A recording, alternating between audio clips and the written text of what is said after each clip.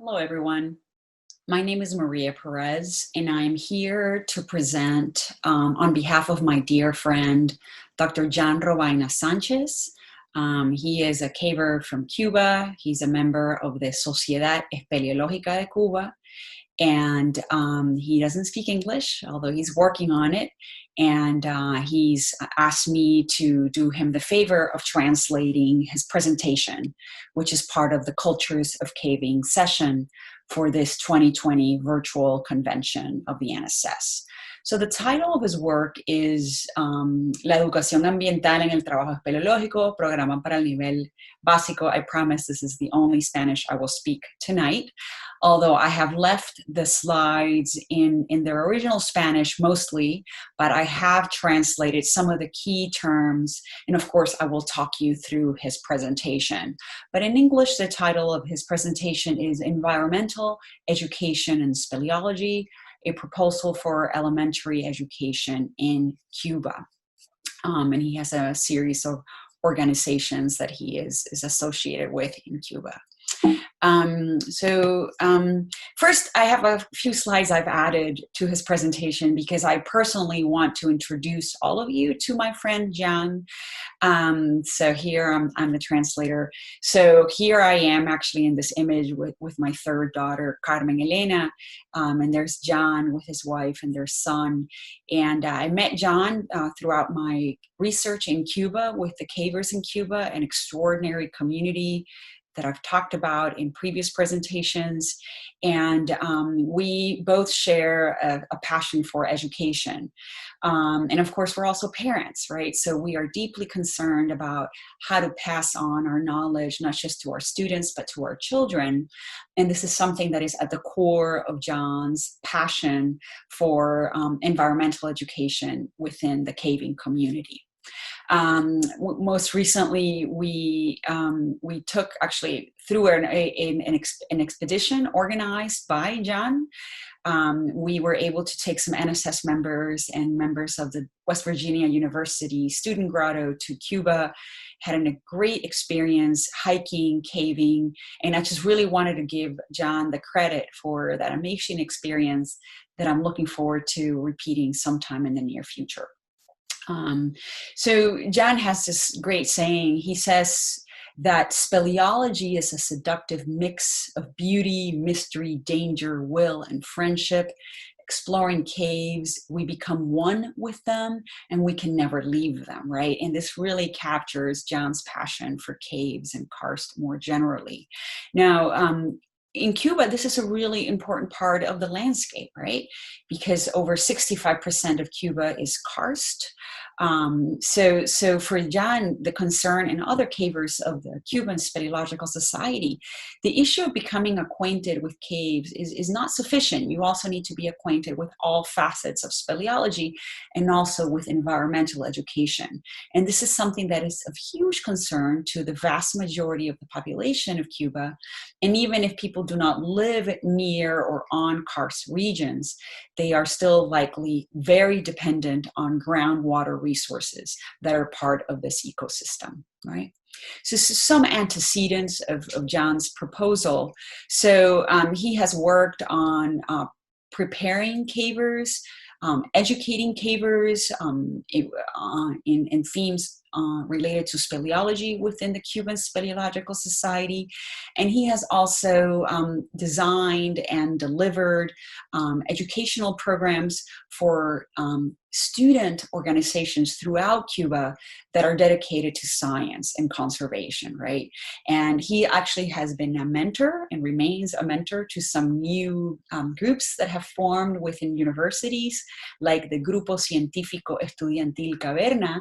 And now this group has gone on to become an official grotto of the Cuban Speleological Society. So through his work, he is truly not just mentoring, but also fomenting and creating and forging a whole new generation of cavers in Cuba.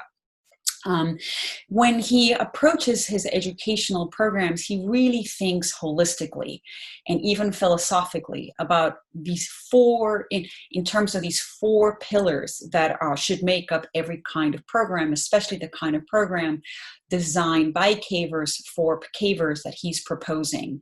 And he talks about the need to learn to know, learn to be, learn to do, and also learn to coexist and live together collectively in community. So these four themes are an integral part of this environmental education program within speleology that he's proposing. And he goes further. He talks about the need to have this harmonious relationship among concepts, knowledge, process, practices, and also attitudes.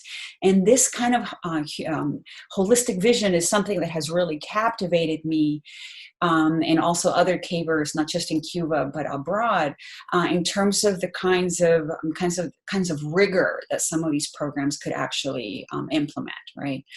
So when he talks about the Sociedad Espeleológica de Cuba, which is the group he belongs to, which is kind of like the federal umbrella organization within Cuba, he talks about these different elements, right? He talks about, programming, self-preparation, expeditions, but also the kind of publications or other kinds of mediums that promote the kind of work that the Cuban Speleological Society does.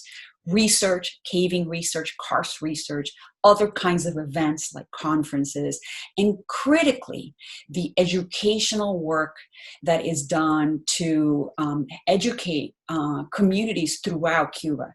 And I have been repeatedly overwhelmed and just really, I really admire the dedication that Cuban grottos put into doing environmental work, but also educational and outreach work with all of the communities that are near or even not so near their sites of research and work and exploration. And I just wish that so many more of us would follow this kind of example. So he has these different definitions that are part of his work. He talks about the need to define and have a really holistic understanding what we mean by the environment, but what we mean by environmental education, of course, also what we mean by speleology. So I should mention that in the case of Cuba, there's a strong affinity for kind of like the scientific and also humanistic broad scope of speleology. And that is something that grottos take very seriously, right? So these are all themes that inform John's work. And he also talks about the need for doing environmental education within speleology. John talks about the need of the process of acquiring knowledge, but also skills and values related to research, exploration, and the protection of caves. And here in this slide, I'm including actually an image that I took when I interviewed one of the young cavers that John mentored, and she actually is a geography teacher, and she with her group with Caverna goes out and teaches students, young students throughout Cuba about, for example, the ecology of caves and karst. And this image is actually a drawing by one of these young students that participated in one of these programs. Just to give you a sense of kind of like the broad scope of the kinds of work that these students are doing through the mentorship and training that people like John ROBAINA are imparting. John also talks about the need to think about environmental education in speleology really broadly, and it's not just about the work that happens in caves. So he has a very broad geographic understanding of where all speleology takes place, right? And it's everywhere, right? It's in conferences. It's when we get together to socialize, when we present our work in different venues. All of these spaces are part of the kind of like the geography of an environmental education within speleology in Cuba. here's and I have to say, you know, we had this expedition with this trip in 2018, and he really embodied all of these values. You know, here we are with some of our NSS members and WVU students. Actually, one of them is a student of WVU. We were all really just learning with him the kind of values that are necessary to learn, not just to enjoy and explore caves and cars, but also to become stewards of these resources, right? John talks about the need to recognize how speleologists or cavers more generally are such an important part of society when it comes to promoting knowledge and also sustainable ways of interacting with caves. And this is something, of course, that many cavers in the United States espouse. But, you know, in Cuba, there's this urgency really to really emphasize this. And John talks about the need to have environmentally educated cavers to take on not just caving work, but also caver environmental education. So what John is proposing here is the need to really raise the bar. For you to be a caver, you need to be educated and prepared to take on important and also knowledgeable environmental conservation work. And this is something that he's trying to do with the development of these educational programs designed by cavers for cavers, but also for cavers to then go out into the broader population and impart this kind of knowledge. So he talks about the need that this very basic level of this kind of educational work should really be scientifically rigorous, methodologically rigorous, and it needs to create the necessary, you know, foundations for growth in levels of speleological education. He talks about the structure, the themes, the broader context of themes, and of course, at the end, he talks about this need to really prioritize process and actual activities in the field, right? So all of these elements have been implemented in these educational programs in Cuba under the direction and guidance of Jan Robaina. I think I'm going to skip this. This is just a broader structure of the actual program, introduction, the objectives, the themes, and so on that are imparted in this class. And he talks about this is rigorous, right? These are hours of class for cavers. And he talks about, you know, not just the introduction of speleology as a science of caves, but also caves and karst of Cuba and the kind of work that speleologists do. And he's talking about, you know, 90 hours of work. So this is serious. He's just really raising the bar in terms of the kind of education that cavers ought to have to be proper stewards of cave and karst resources in the nation. He's actually tested, or rather evaluated, and gotten feedback from Cuban cavers about the impact of this kind of programming, and it has been it has been viewed as very adequate, very good. So the red bars actually indicate the feedback from participants that have said, hey, this program is really good, and we really need to do more of it. Something that John emphasizes is the need to have to really value. Well, actually, this is just restating what I have just said. That many participants and actually people who have specialized in cave and karst science have evaluated and validated the rigor of the program that John has designed. And something that is important for him, again, is to really incorporate both theoretical and methodological rigor in these kind of environmental education programs that are being, that all Cuban Speleological Society members are being exposed to. These programs have taken on and been happening in many places, not just, of course, in schools, but also in the Centro Nacional de Entrenamiento Espeleológico. This is a picture.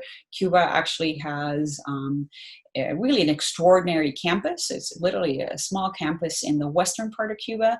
It's the national like caving training program or center.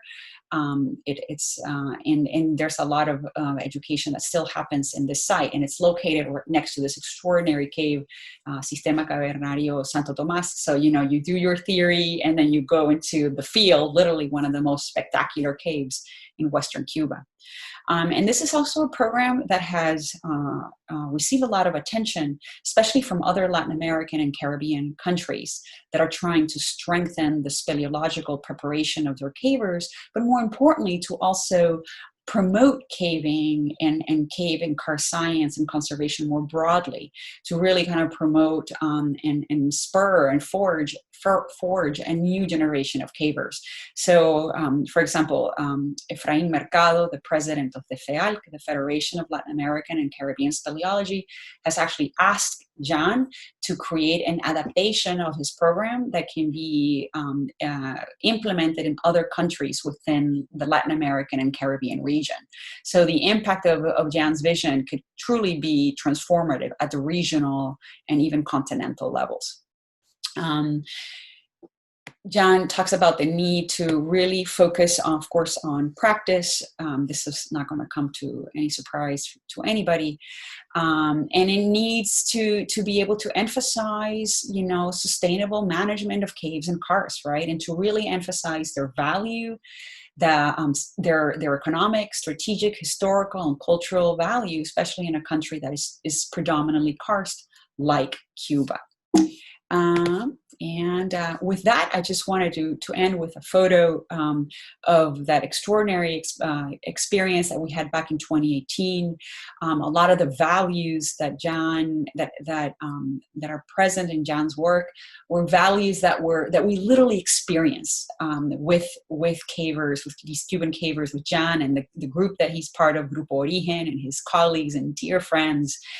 It was really overwhelming, I just think the kind of work that John is doing is really extraordinary work. And I will just end by saying that U.S. cavers have a lot to learn and share with cavers around the world, and we don't have to look too far to find extraordinary work done by others. And certainly the work of John ROBAINA Sanchez is an example of where we should be turning to learn and, of course, have a conversation, because certainly great work has been done here as well. And hopefully with dialogue, we can better protect caves and karst and also promote a new generation of cavers around the world. And with that, I am done with the presentation. John's email is there. If anybody wants to communicate with John, you're welcome to communicate with me, and I'll do some translating. I'm hopeful that we can have John join one of our future conventions physically in the United States. Fingers crossed, we'll be able to make that happen. All right. Thank you very much, everybody.